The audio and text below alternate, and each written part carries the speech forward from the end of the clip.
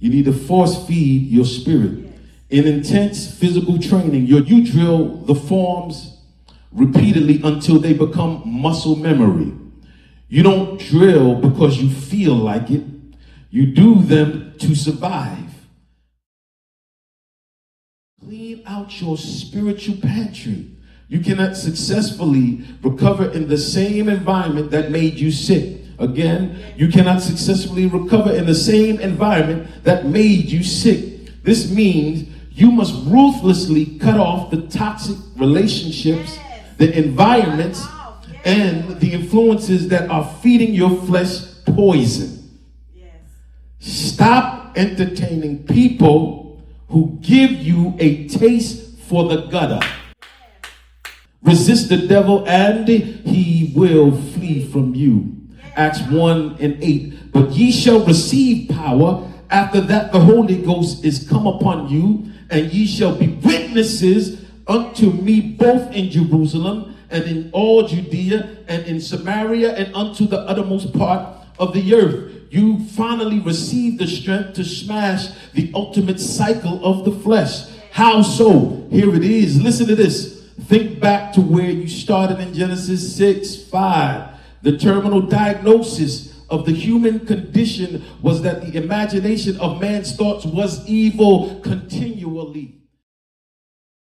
The enemy wants your thought warfare and your habits of sin to be an unbroken, never-ending cycle of starvation. But how do you break a continual cycle of the flesh? You break it with a continual cycle of the spirit. Listen to the words of David. I will bless the Lord at all times. His praises shall continually be in my mouth. Hallelujah. He thought because your spiritual anorexia had closed your mouth, you would never have the strength to speak up again. He thought your silence was permanent. Hallelujah. He forgot about the supreme law of standards. Hallelujah. Listen to Revelations 12:11. And they have conquered him by the blood of the Lamb. Hallelujah. And the word of their testimony. He forgot that you can't enemy on the outside when you are starving to death on the inside. Hallelujah. But once you get fed, the fight changes. Hallelujah. He forgot that the moment a child of God stops starving, they start standing. Hallelujah. Hallelujah. The Holy Ghost didn't tell you to stay on the ground. He gave you the armor and command in Ephesians 6:13-14. And having done all to stand, stand therefore. Church firm. Hallelujah. I need you to stand. Hallelujah. Now that the covenant is re-established. Hallelujah. Now that the inner me is healed. Hallelujah. Your praise becomes your pivot point. Hallelujah. Oh God, we thank you. Hallelujah. The change has come. Hallelujah. He is in you working. Hallelujah. Not just temporarily patching you up. Hallelujah. But the Father and the Son have made their home inside of you. Hallelujah. John 14:23. Jesus answers him, if anyone loves me, he will keep my word. Hallelujah. And my Father will love him, and hallelujah, and we will come to him and make our home within him. Hallelujah. In him we live, move, and have our being. Hallelujah. We thank you. He is in me and I am in him. It is written directly into my spiritual DNA. Hallelujah. And when you open up your mouth to release that praise, remember who shows up. In Psalms 22, hallelujah, 3 declares, but thou art holy, O thou that inhabits the praises of the people. Oh God, the Lord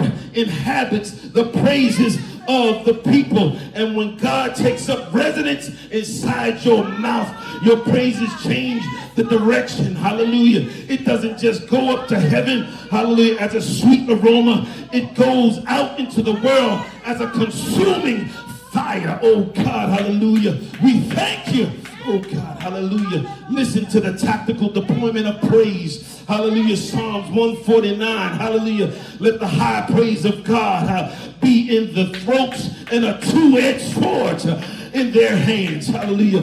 When you open up your mouth and shout, Hallelujah. Your praises become an execution of judgment against the strongholds of darkness. Hallelujah. Your praise doesn't just tolerate the predator. Your praise consumes the devourer. Hallelujah. It paralyzes his movements, shatters his structure, and turns him into prey. Hallelujah. Oh God, listen, your praise and your prayer turns the enemy into your prey. God, I thank you. What the devil thought was terminal case of starvation was just a setup for supernatural feast. Are you ready to eat? On this point, hallelujah. Very familiar scripture as we begin to close 1 Corinthians. We use this scripture during communion, during our time, our Eucharist time.